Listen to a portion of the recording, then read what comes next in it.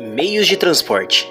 Nesse trabalho, iremos falar sobre o transporte em geral do Brasil. Reunimos os principais meios de transporte presentes no nosso país. Entre eles, falamos sobre o metrô, o transporte rodoviário, o transporte aéreo e o setor ferroviário. E, bom, a gente vai começar pelo metrô. O metrô é o sistema localizado em túneis subterrâneos para o transporte de passageiros.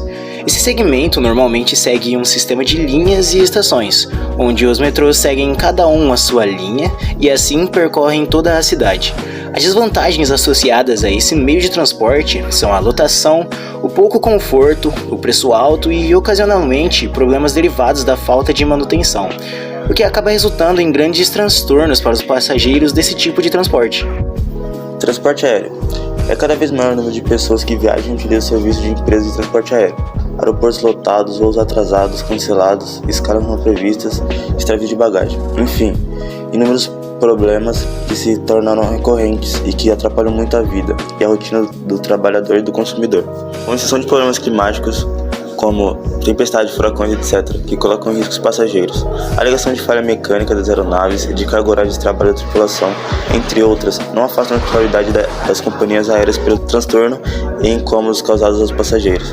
Assim, a empresa deve fornecer todo o suporte necessário para minorar os prejuízos suportados pelo consumidor: alimentação, acomodação, transporte, remanejamento em outro voo, etc. E o consumidor deve ficar atento para buscar os seus direitos. Transporte rodoviário. O transporte rodoviário no Brasil tem uma grande frota de carros, ônibus, motos e caminhões, sendo cerca de 60% dos deslocamentos de pessoas nas cidades são realizados por meio de transporte público urbano, o que representa aproximadamente 59 milhões de passageiros todos os dias, incluindo os caminhões que fazem os transportes de produtos alimentícios por meio das rodovias que cercam o nosso Brasil, sendo o transporte rodoviário o mais usado aqui no Brasil. Mas como tudo tem seu lado bom e ruim, apresenta algumas características positivas, sendo que a carga é coletada e armazenada no veículo com mais facilidade, o que diminui o risco de danos, agilidade para entrega de cargas em curtas e médias distâncias. O veículo se desloca até onde a carga está, diferente do que acontece com outros modais em que a mercadoria precisa ser transportada até eles. Integração com todas as regiões e estados do país. Pontos negativos é que a capacidade de carga é baixa, em comparação com outros meios de transportes.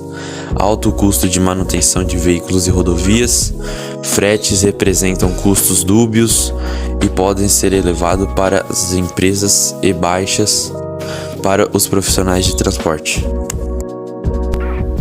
Vamos falar agora do setor ferroviário.